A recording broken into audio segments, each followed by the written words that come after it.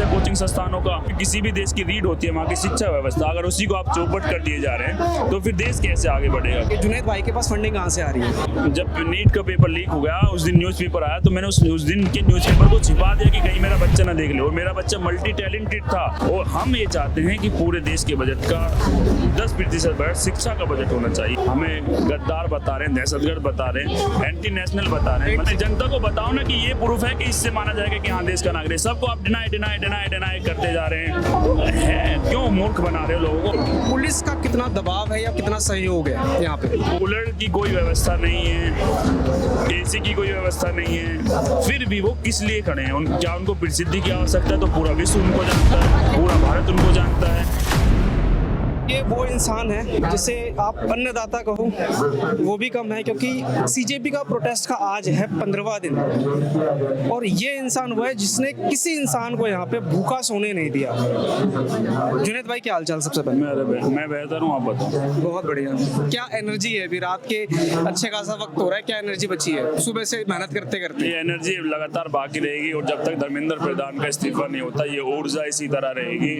हम इसी तरह संघर्ष करते रहेंगे, इसी तरह आंदोलनरत रहेंगे, क्योंकि जो अन्याय हो रहा है नीट के लाख छात्र छात्राओं के साथ, और जो अन्याय हुआ है पिट्ठों की छात्र छात्राओं के साथ, वो लगातार हो रहा है। अभी जयपुर के अंदर हमने देखा कि 5.5 लाख रुपए में पेपर भी गिरे, पैरामेडिकल के लगभग 45 लोगों को गिरफ्तार भी किया गया। मतलब इसका क्या अर्थ है? कहीं ना कहीं योगी अभ्यर्थियों को पेपर लीक्स के जरिए से पैसे के लालच में आकर पीछे धकेलने का प्रयास किया जा रहा है। जो बच्चे लगातार संघर्ष कर रहे हैं, दिन रात कॉपी किताब लेकर बैठे हुए हैं, कभी लाइब्रेरी जाते हैं, अपने किसी काम में भी नहीं जाते हैं, 10-10, 12-12, 14-14, 16-16 घंटे पढ़ रहे हैं, उसके पश्चात भी वो सीट को क्लियर नहीं कर पा रहे हैं। तो इसका क्या अर्थ है? कहीं ना कहीं योग्य अभ्यर्थी, योग्य सीट अयोग्य अभ्यर्थी आकर पैसे के दम पर किसी और दम के कारण लेकर जा रहे हैं। तो ये क्या है? ये आप मानसिक रूप से प्रताड़ित कर रहे हैं। मतलब उसकी स्थिति, मनोस्थिति आप समझ सकते हैं क्या होगी। वो बच्चा क्या समझेगा कि मैं 10, 12, 14, 16 घंटे पढ़कर भी अगर सीट को क्लियर नहीं कर पा रहा तो क्या मैं दीवार में सर मारूं? क्या लगता है मेन रीजन क्या है इसके पीछे? शिक्षा पूरी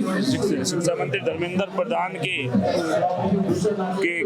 जो आए हैं उन्होंने जो व्यवस्था फैली है उनको अकाउंटेबिलिटी लेनी चाहिए। नीट के लाख छात्र छात्राओं के साथ जो अन्याय वो आपने देखा ही है, उसमें कहने की आवश्यकता नहीं। लगभग 20 से 22 तो ऑफिशियल डाटा है जो छात्र आत्महत्या कर चुके हैं, और बहुत सारा डाटा तो वो है जो सुदूर गांवों से कस्बों से बाहर निकल ही नहीं पाता, और संभवतः वो डाटा 22 से कहीं अधिक होगा।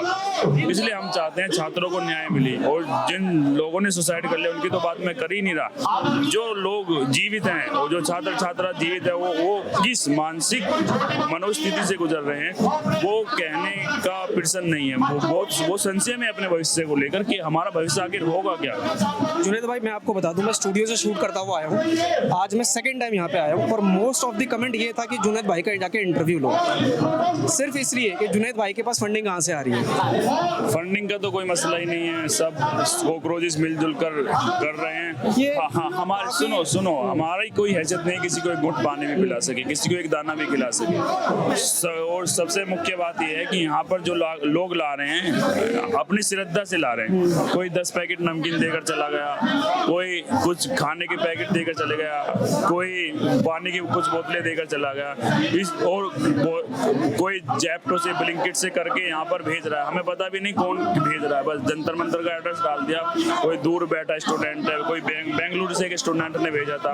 तो लोग समझ रहे हैं, एकत्रित हो रहे हैं, उन्हें पता है कि देश के हित के लिए यहाँ पर लोग जमा हुए हैं, देश के भविष्य के लिए जमा हुए हैं, और हम भी इसीलिए यहाँ पर अपनी इतनी ऊर्जा लगा पा रहे हैं क्योंकि हम ये समझ रहे हैं कहीं ना कहीं हम देश के हित के लिए काम कर रहे हैं। वरना क्या आवश्यकता है गर्मी के इतने मौसम में पूरा पसीना सब हो, ना पर पंखे की सुविधा है ना किसी चीज की सुविधा है, लेकिन जो ऊर्जा हमें लगातार मिल रही है वो इसलिए मिल रही है कि हम छात्रों के साथ न्याय चाहते हैं। क्योंकि किसी भी देश की रीढ़ होती है वहाँ की शिक्षा व्यवस्था, अगर उसी को आप चौपट कर दिए जा रहे हैं तो फिर देश कैसे आगे बढ़ेगा। हम चाहते हैं कि विश्व के विश्वविद्यालयों में टॉप रैंक भारत के विश्वविद्यालयों की होनी चाहिए। क्यों आप टॉप रैंक लेकर नहीं आ रहे हैं? विश्व के अन्य लोग भारत से सीख कर जाएं कि इस तरह की शिक्षण व्यवस्था होनी चाहिए। क्यों आप ऐसी शिक्षण व्यवस्था नहीं बना पा रहे हैं? क्यों लगातार पेपर लीक्स हो रहे हैं? क्यों बच्चों के साथ इतना अन्याय हो रहा है? क्यों उनको मानसिक रूप से प्रताड़ित किया जा रहा रहा है। अभी मैंने बताया जयपुर के अंदर जो घटना हुई, किस तरीके से मतलब क्या मनोस्थिति हुई होगी उन छात्र छात्रों की जो 10-10, 12-12, 14-14, 16-16 घंटे पढ़ रहे हैं। हम शिक्षा व्यवस्था की बात कर रहे हैं। अभी राजस्थान में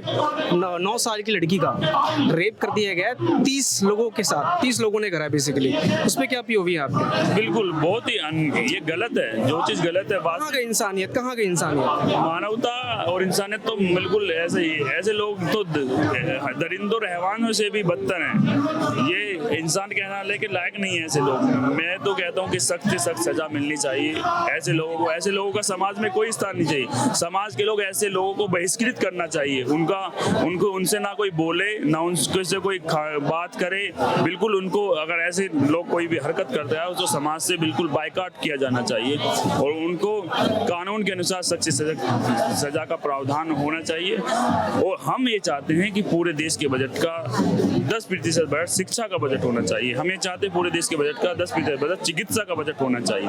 क्यों हम नहीं कर पा रहे? क्यों लगातार कैंपस का फंड्स कट हो रहा है? क्यों लगातार विश्वविद्यालयों का फंड कट्स हो रहा है? मतलब विश्वविद्यालय को आप लोन लेने के लिए मजबूर कर रहे हैं कि क्यों बच्चा मजबूर हो रहा है सुसाइड करने पे? रीजन तो ये है ना, क्यों बच्चा मजबूर हो रहा है? मजबूर इसीलिए हो रहा है। मैंने बताया ना, अभी जयपुर की रिसेंट की घटना में आपको मैंने बताई, भैया 5.5 लाख में पेपर बिक रहा है। जो बच्चा मेहनत करने वाला है, अगर उसका इतनी मेहनत के पश्चात भी नंबर नहीं आएगा तो वो क्या करेगा? बताओ, आप मुझे बताओ क्या करेगा?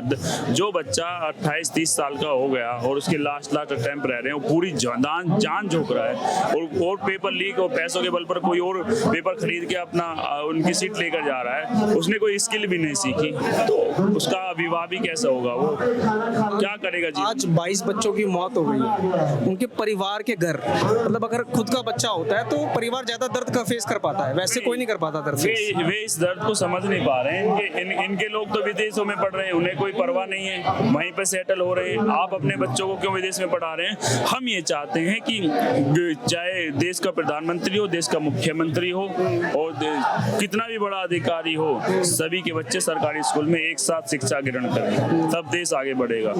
गरीब और अमीरी का फर्क मिटाइए। शिक्षा में सबके बच्चे एक समान रूप से पढ़ने चाहिए। प्राइवेट स्कूलों का जिस तरह से व्यवसायीकरण किया गया है वो बहुत ही गलत हो रहा है। और कोचिंग संस्थानों के नाम पर जो किया जा रहा है, मतलब उसके कोई नियमावली भी नहीं है, बस ऐसे ही चल रहा है। कई हजार करोड़ का बिजनेस है कोचिंग संस्थानों का और बिजली है और ऐसे ही चल रहा है। जो एक नीट के अभ्यर्थी थे जो जिसने गुजरात से जो आए थे, उनके पिता से स्वयं मेरी बात हुई। उन्होंने बताया कि जब नीट का पेपर लीक हो गया, उस दिन न्यूज़पेपर आया तो मैंने उस दिन के न्यूज़पेपर को छिपा दिया कि कहीं मेरा बच्चा ना देख ले। और मेरा बच्चा मल्टी टैलेंटेड था, मतलब कई चीज उन्होंने दिखाया भी वीडियो के, संगीत भी वो कर रहा है, बहुत सारी एक्टिविटीज में वो लगातार सक्रिय रहता था और वो बहुत खुश था। संभवतः उसका पेपर बहुत अच्छा गया था इसलिए वो बहुत खुश था।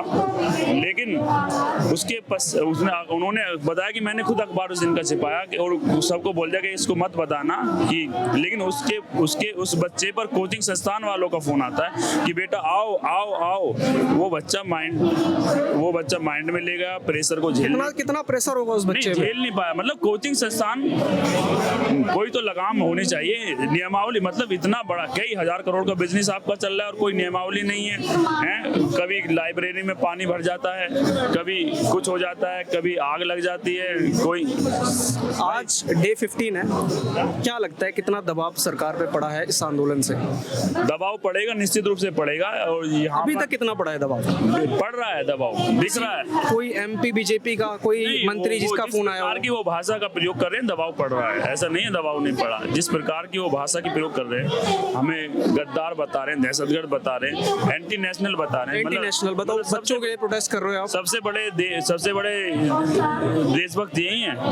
मतलब आपने तो उसको भी, पासपोर्ट को भी बोल दिया कि नागरिकता का प्रमाण नहीं है। आपने पासपोर्ट को भी बोल दिया नागरिक। भाई है क्या फिर? आपने आधार को डिनाई कर दिया, आपने राशन कार्ड को डिनाई कर दिया, आपने पहचान पत्र को डिनाई कर दिया, पैन कार्ड को डिनाई कर दिया, ड्राइविंग लाइसेंस को। और आपकी रैंकिंग पहले से ही गिरी हुई है पासपोर्ट की, मतलब खुद से ही अपनी रैंक अपनी छवि और खराब करना चाहते हैं। आपने कह दिया कि सिर्फ हम इसे यात्रा के लिए जारी करते हैं, नागरिकता का प्रमाण नहीं। तो मुझे बताओ, आप ही बता दो। चलो भाई, मैं आपसे पूछता हूँ, कौन सा ऐसा दस्तावेज है जो नागरिकता सिद्ध करे? हम सरकार से सवाल करना चाहिए, बताओ ना कि कौन सा है ऐसा क्या प्रूफ चाहिए भाई? क्या प्रूफ बताओ चाहिए? ना, हमें जनता को बताओ ना कि ये प्रूफ है कि इससे माना जाएगा कि हाँ देश का नागरिक। सबको आप डिनाई करते जा रहे हैं। क्यों मूर्ख बना रहे हो लोगों को? हर समय आप ये चाहते हैं कि आप नागरिकता को इतना जटिल बना देना चाहते हैं कि लोग उसी में वो पिसता रहे। आप सिर्फ ये समझ रहे हैं कि लोग जीवित रहने को ही बहुत बड़ी वो समझे कि हाँ हम जीवित ही रह पा रहे हैं, खाना ही खा पा रहे हैं, बहुत बड़ा सरकार हमारे पर मेहरबान हो रही है। जुनैद भाई, आप मेरे हिसाब से आपसे अच्छा कोई ग्राउंड रियलिटी यहाँ की नहीं जान सकता। दिन रात लगे हो, मेहनत कर रहे हो।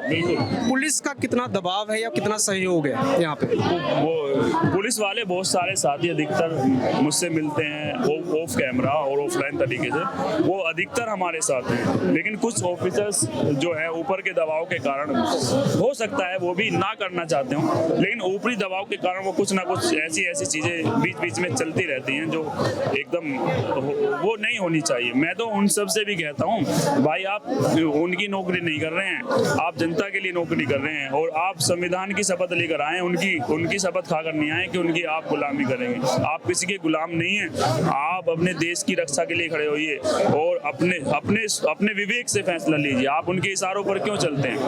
आप अपने विवेक से फैसला लीजिए। आपके घर में भी छात्रा हैं, उनको भी न्याय चाहिए, क्योंकि जब सिस्टम भ्रष्ट होता है किसी को छोड़ता नहीं। जुनैद भाई, बहुत अच्छा लगा मिलके आपसे, और आप एक इंसानियत के मिसाल हैं। भारत की जितनी भी जनता आपको देख रहे हैं, क्या बोलना चाहोगे? मैं यही बोलना चाहूँगा कि ये देश के लिए बहुत ही ऐतिहासिक समय है, और हम इस समय दिल्ली के जंतर मंतर पर हैं। हमारी आवाज़ से आवाज़ मिलाइए और देश की आवाज़ बनिए। और देश की आवाज़ ये है कि छात्र हित के लिए उठ खड़े होइए, क्योंकि अगर आप अभी भी नहीं चेते, अभी भी नहीं जागे, हो सकता है फिर आपको दूसरा मौका ना मिले। इसलिए ये इस आंदोलन को जन आंदोलन बनाइए। हजारों की संख्या में लोग हैं। मैं धर्मेंद्र प्रधान जी से भी कहना चाहता हूँ, आप भी चेत जाइए अभी से। अभी हजारों की संख्या में लोग हैं, फिर ये लाखों की संख्या में यहाँ पर होंगे। हमारे सोनम वांगचुक जी भी लगातार यहाँ पर निरंतर, आज 7वां दिन है। इतनी मतलब 59 वर्ष की लगभग उनकी उम्र है, उसके पश्चात भी वो इतना सब कुछ कर पा रहे हैं। मतलब इतने ठंडे इलाके से वो आते हैं, उन्हें गर्मी का इतना अधिक तापमान है, 45 से 47 डिग्री। कूलर की कोई व्यवस्था नहीं है, एसी की कोई व्यवस्था नहीं है, फिर भी वो किस लिए खड़े हैं? क्या उनको प्रसिद्धि की आवश्यकता है? तो पूरा विश्व उनको जानता है, पूरा भारत उनको जानता है क्या, और क्या। लेकिन वो इसीलिए यहाँ पर खड़े हुए हैं कि वो देश का हित चाहते हैं। देश का हित छात्रों के हित के साथ जुड़ा हुआ है, और छात्रों के साथ बहुत अधिक अन्याय हो रहा है। इसीलिए भूख मतलब इस गर्मी के मौसम में भूख से अनशन करना ये कितना बड़ा वो है, वो इसीलिए ये सब कर पा रहे हैं। हमको भी इसीलिए ऊर्जा मिल पा रही है। जैसे लोगों से हम प्रेरणा लेते हैं, मतलब जब इतने उम्र के व्यक्ति आकर यहाँ छात्रों के लिए संघर्ष करते हैं, क्या देश का नौजवान और युवा यहाँ पर आकर संघर्ष नहीं कर सकता? क्या उसको अपने देश का भविष्य नहीं दिख रहा है? क्या छात्र छात्राओं के साथ जो अन्याय हो रहा है वो दिख नहीं रहा है? इसलिए हम चाहते हैं उनको न्याय मिलना चाहिए। धर्मेंद्र प्रधान जी अपनी अकाउंटेबिलिटी लीजिए और इस्तीफा दे दीजिए। बहुत बहुत धन्यवाद। जय हिंद, जय भारत, जय संविधान, लोकतंत्र जिंदाबाद, इनकलाब जिंदाबाद।